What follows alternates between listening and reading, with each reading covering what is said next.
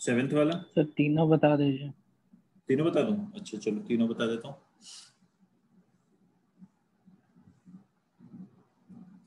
अब देखो यहाँ सबसे पहले तो कंडीशंस पढ़ लेते हैं। कंडीशन ये कहती है कि हमारे पास 4 CEOs हैं एंड 3 ऑफ देयर वाइफ्स हैं। okay? इसका मतलब हमारे पास 4 हस्बैंड्स हैं और हमारे पास 3 वाइफ्स हैं। तो कोई एक हस्बैंड है जिसकी वाइफ यहाँ पर प्रेजेंट नहीं है। 4 हस्बैंड्स हैं 3 वाइफ्स हैं, तो कोई एक हस्बैंड है जिसकी वाइफ यहाँ प्रेजेंट नहीं है। तो फर्स्ट पॉइंट कहता है each of the wives delivered her report exactly after her husband, कि जब भी वाइफ की बारी आएगी तो उससे पहले उसके हस्बैंड की बारी होनी चाहिए। यानी हस्बैंड और वाइफ इस ऑर्डर में आएंगे कि पहले हस्बैंड होगा बाद में वाइफ होगी, इस ऑर्डर में हस्बैंड और वाइफ आएंगे। ओके जो पहला हस्बैंड है वो एम होना चाहिए और जो नेक्स्ट हस्बैंड होगा लाइन में वो एन होना चाहिए। अब पहले तो यस या नो का रिप्लाई करना। क्या इतनी इंफॉर्मेशन से यूनिक अरेंजमेंट बनाया जा सकता है?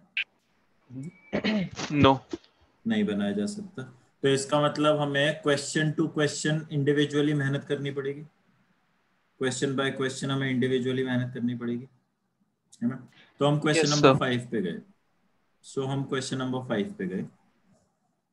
Among the following which is not an appropriate order? Not an appropriate order मतलब ऐसा कोई ऑप्शन जो हमारी कंडीशंस को सेटिस्फाई ना करता हो, बट अनफॉर्चुनेटली सारे ही सेटिस्फाई करते हैं। तो इसलिए हमें फोर्थ ऑप्शन आंसर लगाना है कि ये तीनों ही ऑप्शंस एप्रोप्रिएट हैं, तीनों ही ऑप्शंस में सारी कंडीशन सेटिस्फाई हो रही है। ओके सचिन? हाँ जी। सर इसमें कैसे सारे ऑल आर अप्रोप्रिएट, तो इसमें लिखा हुआ है कि first a man will speak then his wife will speak, तो इसमें तो एम के बाद डायरेक्टली नहीं एन बोल रहा है ना। हो अच्छा तो फिर मुझे एक चीज बताओ, तो फिर हमारा फर्स्ट ऑप्शन अप्रोप्रिएट क्यों है? यहाँ भी तो हस्बैंड दो साथ में नहीं, कौन से दो? ओवरऑल दो हस्बैंड साथ में, तो फिर तो फर्स्ट सर ऑप्शन कैसे अप्रोप्रिएट है? सर तो फिर ये कंडीशंस कैसे सेटिस्फाई कर रहा है? तो उसमें तो क्लियरली अच्छा लिखा आप है मुझे कि, क्या लिखा और है? हमको ये भी नहीं पता है कि नहीं कौन होल्ड होल्ड वाइफ है होल्ड, सर। क्या लिखा है क्लियरली? सर कि after a husband delivers a speech, उसके बाद वाइफ डिलीवर करती है एग्जैक्टली आफ्टर द ध्यान से अंग्रेजी पढ़ो। each of the wives delivered her report exactly after her husband. तो कंडीशन में मेन कैरेक्टर कौन है, हस्बैंड या वाइफ? वाइफ। वाइफ। तो कंडीशन क्या है कि वाइफ से पहले हस्बैंड होना चाहिए या हस्बैंड के बाद वाइफ होनी चाहिए? कंडीशन किसके बारे में? वाइफ के बारे में। तो यानी हस्बैंड के बाद वाइफ हो जरूरी नहीं है। और वैसे भी बहुत ही सिंपल सी बात है, मुझे बताओ हस्बैंड कितने हैं? 4। 4। तो अगर हर हस्बैंड के बाद वाइफ रखने लग गए तो कितनी एक वाइफ चाहिए बैचलर होंगी? वही सर, तो लेकिन हमको, मैं वही डाउट मेरा ये है कि हमको तो ये भी नहीं पता है कौन किसकी वाइफ है ना सर। उससे तो हमें हम लोग, फर्क नहीं पड़ता कौन किसकी वाइफ है, उससे फर्क नहीं पड़ता, हमें रिलेशंस नहीं निकालने। हमें सिर्फ ये बताना है कि जब भी वाइफ की बारी आएगी, ये तो अग्री कर रहे हो ना कि इस स्टेटमेंट में जो मेन कैरेक्टर है वो वाइफ है? हाँ यस सर। तो अगर मेन कैरेक्टर वाइफ है तो वाइफ के एंगल से सोचना है कि जब भी किसी वाइफ की बारी आएगी तो उससे पहले हस्बैंड होना जरूरी है। ओके। बट हस्बैंड के बाद वाइफ होगी ये जरूरी नहीं है, because there is one extra husband जिसकी वाइफ यहाँ प्रेजेंट नहीं है। तो पक्की बात है हर हस्बैंड के बाद तो वाइफ वैसे ही नहीं रख सकते, ये तो इम्प्लाइड सी बात है। Okay sir. तो कोई भी 2 हस्बैंड तो जरूर ऐसे होंगे जिनको साथ में होना अलाउड हो सकता है, बट 2 वाइफ अलाउड नहीं हो सकती साथ में। क्यों? क्योंकि वाइफ से पहले हस्बैंड होना जरूरी है। कंडीशन का मतलब ओके। समझ आया कि मेन कैरेक्टर कौन है फर्स्ट पॉइंट में? Yes sir, yes sir. समझ आ गया? Yes sir. चलो ठीक है। किसी और को तो ये वाली कंफ्यूजन नहीं है जो सचिन ने पूछी अभी?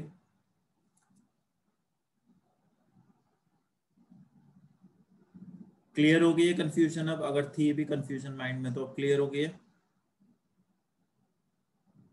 ओके अब दोबारा डिस्कस करूं 6 या 7, या अब हो जाएंगे सॉल्व हमसे? सर सिर्फ 7th में प्रॉब्लम है। सर 7 7th में प्रॉब्लम है, तो फिर प्रॉब्लम तो फिर वही है कि हमें कंडीशंस फिर इन दैट केस क्लियर नहीं है आई थिंक। चलो 7th क्वेश्चन। ओके, 6th भी बताना है किसी को? फिर मैं 6th भी बता देता हूँ in that case. Yes sir. हाँ 6th क्वेश्चन। 6th क्वेश्चन कहते हैं कि एल की बारी ए के बाद आनी चाहिए और ए आखिरी वाइफ होनी चाहिए। तो अगर ये दो एक्स्ट्रा कंडीशंस जो मिली हैं मुझे, इनको अगर मैं दिमाग में रख के क्या ऐसा कोई अरेंजमेंट बना सकता हूं?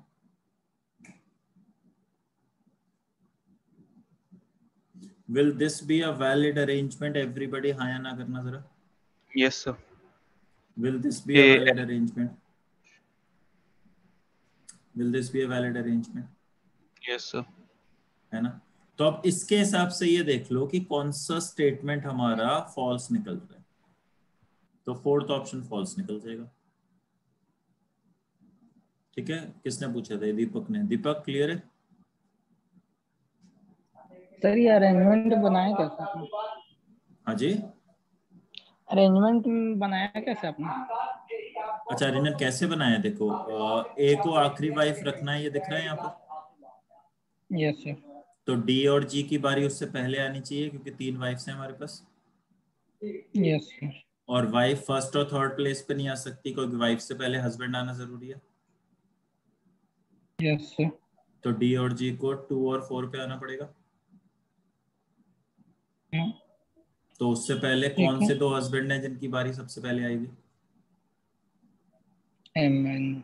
एम और एन की। तो ये 4 लोग तो पक्का ऐसे ही होंगे। जी। और ए के बाद एल को रखना है तो पक्की बात है यहाँ ओ को आना पड़ेगा। ठीक है सर। ठीक है। सर वाइफ थर्ड पे क्यों नहीं आ सकती? क्योंकि अगर वाइफ थर्ड पे आएगी तो सेकंड पे हस्बैंड आएगा। हाँ सर, और फर्स्ट पे भी हस्बैंड आ जाएगा, मतलब फर्स्ट फर्स्ट पे पे बंदा जिसकी वाइफ नहीं है वो आ जाएगा। बिल्कुल सही बात है। तो फिर मुझे एक और अरेंजमेंट बना के बता दो यहाँ पर। Sir M M N M G D. उस केस में वाइफ लास्ट हो जाएगी जो कि हाँ वही वही कंडीशन वही वही सेटिस्फाई मैं करेगा। वहीं पहुंच रहा था, वहीं पहुंच रहा था मैं। हाँ दीपायन। हाँ सर। सर मैंने ऐसे नहीं, मैंने MW ऐसे करके बनाया सर, मैन उससे वुमेन कोई ऐसे। फर्क नहीं पड़ता, पर कहीं ना कहीं नाम तो लिखा ही होगा ना किसी न किसी वाइफ का। सर मतलब एम अच्छा एम चलो कोई नहीं, डब्ल्यू कोई नहीं, एम बोलो डब्ल्यू बोलो एम एम एम, बोलो बोलो एम एम डब्ल्यू। हाँ ठीक है सर, समझ आ गया ये। समझ आ गया। हाँ सर। चलिए 7th क्वेश्चन।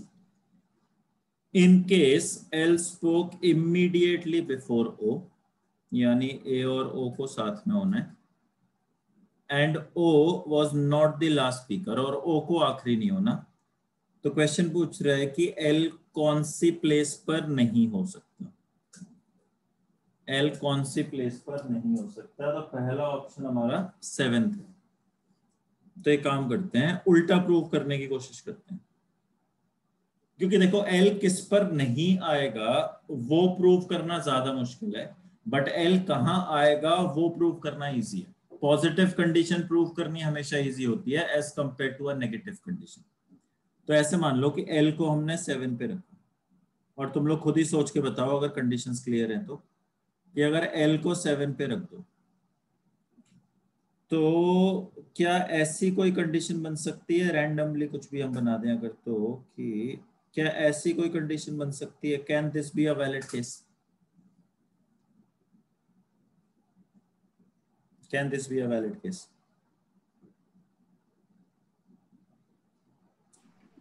वैलिड है सर।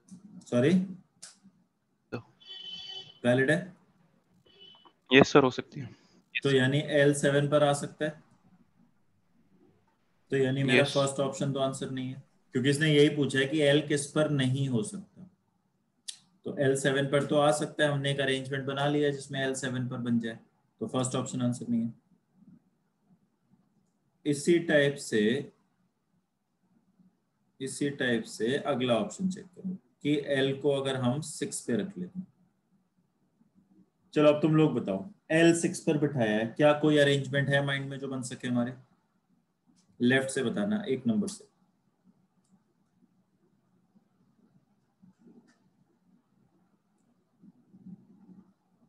है किसी के माइंड में कोई अरेंजमेंट जहाँ L6 पर हो सके बाई चांस? नहीं? देखो ऐसे रख लो, M D, फिर से वही कर लेते हैं, M D N A O और G, क्या ऐसा हो सकता है? ये L6 पर आ सकता है, तो ये भी हमारा आंसर नहीं है।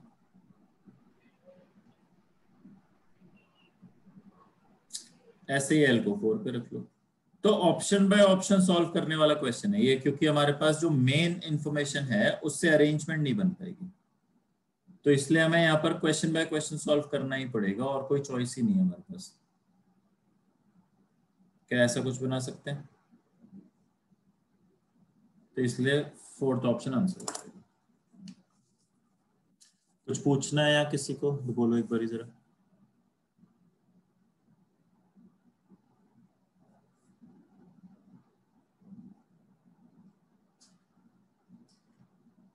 होएगा ही, क्वेश्चन बाय क्वेश्चन करना है ना, क्वेश्चन बाय क्वेश्चन करना है तो टाइम तो लगेगा इसमें। ऐसे वाले क्वेश्चंस में ना टाइम लगता ही है, क्योंकि हमें हर क्वेश्चन को इंडिपेंडेंटली सॉल्व करना पड़ता है, तो ऐसे केसेस में थोड़ा टाइम लगता है। Yes you are right. Any other doubts?